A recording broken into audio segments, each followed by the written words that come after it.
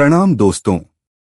आपने पिछली एपिसोड में सुना कैसे ऋत्विक ने परीक्षा की तीसरी चरण में काल चक्र की पहली चक्र पार कर दी और अब वह ध्यान से देख और सोच रहा था वह दूसरी चक्र की 11 भागों में किस भाग को चुने। वह सोच सोच कर परेशान हो गया और चिढ़कर अपने आप से बोला, ये तो सब एक जैसे ही लग रहे हैं। इसमें कौन सा मुश्किल और कौन सा आसान होगा, पता ही नहीं चल रहा। अब लगता है किस्मत की दम पर ही आगे बढ़ना होगा। ऐसा सोचते हुए उसने 11वीं भाग की ओर अपनी गाड़ी बढ़ा दी। फिर से ऐसा ही हुआ।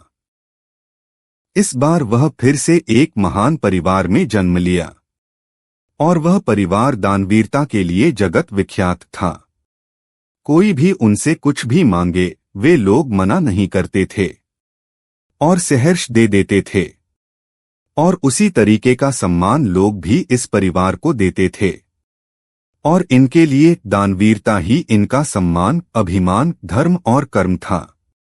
कुछ सालों बाद वह उस परिवार का मुखिया बन गया और ऐसे ही लोगों को यथासंभव दान देते हुए वह और उसका परिवार खुश थे।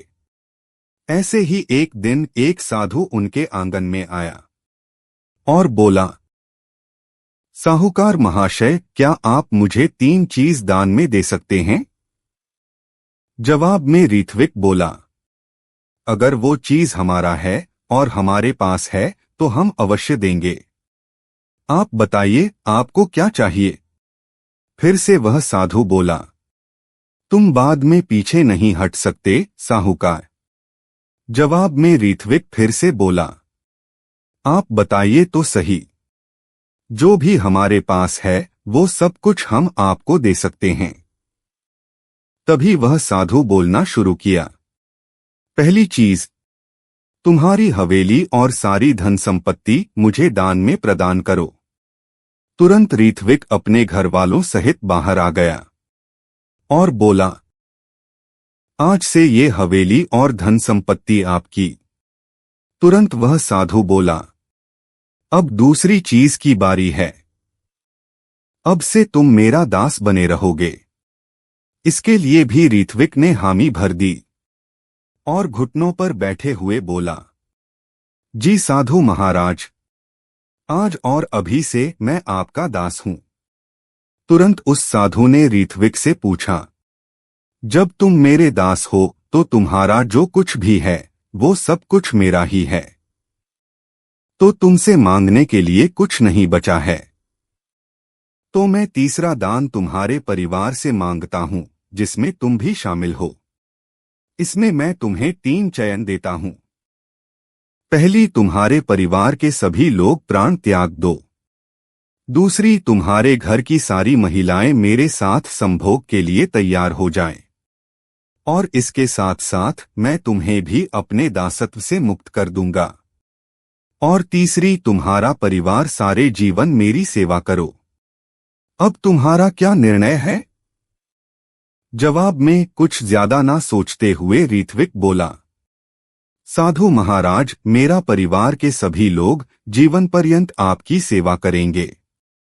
ये सुनकर साधु ने पूछा, क्या तुम इस निर्णय का स्पष्टीकरण दे सकते हो? जवाब में ऋत्विक बोला, जी प्रभु। रही आपकी पहली विकल्प, हम सभी की आत्महत्या। प्रभु, ये शरीर भले ही हम उपयोग कर रहे हैं, लेकिन ये प्राण भगवान की देन है। जो चीज हमारी नहीं वो हम कैसे दें? और तो और, दान में हमेशा सामने वाले इंसान का लाभ छिपा होना चाहिए। हमारे जान देने से किसी का कोई लाभ नहीं। और रही सवाल दूसरी विकल्प की, मर्यादा प्राण से भी कीमती होता है। हमारे पूर्वजों ने हमें सिखाया है, हजारों करोड़ों जान देकर भी सही, एक स्त्री की मान बचाना ही परम धर्म है। और तीसरे विकल्प में हमारा स्वार्थ भी था। आप जैसे साधुओं की सेवा से हमें हजारों जन्मों का पुण्य मिलता है। ये सुनकर वह साधु अत्यंत प्रसन्न होकर बोला, साधो साधो। साहूकार, तुम जैसे ज्ञानी यहां नहीं, अपने योग्य स्थान में होना चाहिए। जैसे ही साधु ने ये बोला, ऋत्विक की आंखों के सामने पूरा अंधेरा छा गया। जैसे ही उसने अपनी आंखें खोली, वह वास्तविकता में लौट चुका था और उसके सामने का चिन्ह हरी रोशनी से चमक रहा था। ये देखते ही ऋत्विक उत्साहित हो गया। तभी पीछे से फिर से परीक्षक की आवाज आई, बच्चे आगे बढ़ो, तुम दूसरी चक्र पार कर चुके हो। ये सुनते ही ऋत्विक खुशी से आगे के चक्र की 10 भागों को देखने लगा और ज्यादा ना सोचते हुए आगे बढ़ गया। और इस बार उसने 10 भागों में पहली भाग को चुना। जैसे ही उसकी गाड़ी पूरी तरीके से उस भाग के अंदर गई, तुरंत वही पुरानी एहसास हुआ और वह अपनी पहचान भूल गया। इस बार वह एक साधारण परिवार का बच्चा था। उस परिवार में कर्मनिष्ठा ही सब कुछ था। मतलब जहां भी परिवार के सदस्य काम कर रहे हों, अपनी काम को पूरी निष्ठा से करते थे। वे मानते थे कर्म ही उनका धर्म है। उसकी घर के बड़ों की कहना था, अपने मालिक की हित में अपना सब कुछ दांव पर लगाना पड़े तो भी कोई बड़ी बात नहीं। उस मालिक की दिया हुआ काम से ही घर चलता है। तो जहां भी काम करो, अपने मालिक की प्रति निष्ठा रखना। ऐसे ही संस्कार लेते लेते ऋत्विक युवावस्था तक पहुंच गया और अपने लिए उपयुक्त काम ढूंढना शुरू किया। वह ना ही दिमाग से बहुत तेज था, ना शरीर से ताकतवर। इसलिए उसको समझ नहीं आ रहा था वह क्या करे। उसने बहुत सारे जगह पर काम के लिए अर्जी डाली, लेकिन कहीं भी काम नहीं बना। तभी उसने देखा, एक दीवार पर विज्ञापन दिया हुआ था। उस पर लिखा था, सुरक्षा कर्मियों की आवश्यकता है। ये देखते ही ऋत्विक की आंखें चमक उठीं और वहीं नीचे दिए पते को पढ़कर वह उस जगह के लिए रवाना हो गया।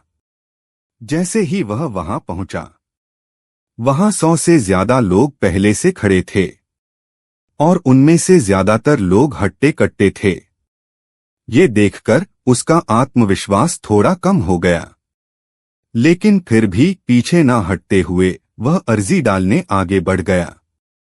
वहीं बाहर एक इंसान बैठकर सबके नाम, उम्र, सब कुछ विवरण लिख रहा था। उसके सामने लोगों की एक लंबी कतार खड़ी थी। उसी कतार में ऋत्विक भी जा शामिल हुआ और थोड़ा बहुत समय बाद ऋत्विक की बारी आ गई। तुरंत वह नाम लिख रहे आदमी के सामने जाकर खड़ा हुआ।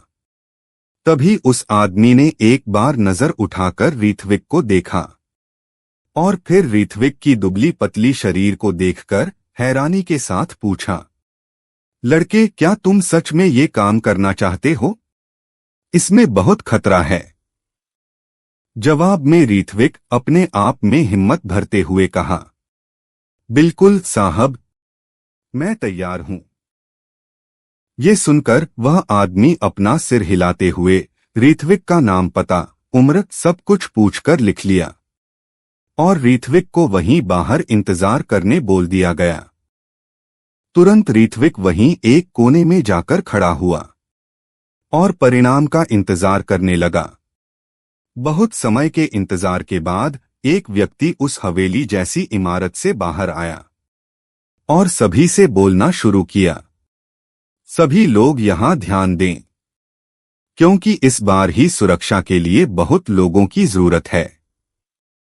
तो इस बार सभी को चुना गया है और मैं अभी सभी को बता देना चाहता हूं, ये काम खतरनाक है। इसमें आपकी जान भी जा सकती है। इसकी तैयारी करके ही आइएगा। अब निर्णय आप पर है। आप ये काम करना चाहते हैं या नहीं? कल सुबह जो कोई भी यहां उपस्थित होगा, उन्हें इस बार की सुरक्षा कर्मी के रूप में चयन किया जाएगा और अगर आप इस काम में सफल रहे तो आगे भी आपको एक उत्तम वेतन के साथ काम पर रखा जाएगा। इतना कहकर वह अंदर चला गया। क्या ऋत्विक इस काम में शामिल होगा या अपनी जान के डर से पीछे हट जाएगा? क्या इस बार भी ऋत्विक अपने उचित चयन के साथ परीक्षा उत्तीर्ण कर पाएगा? आगे जानने के लिए सुनते रहिए कहानी द सुप्रीम कंट्रोल।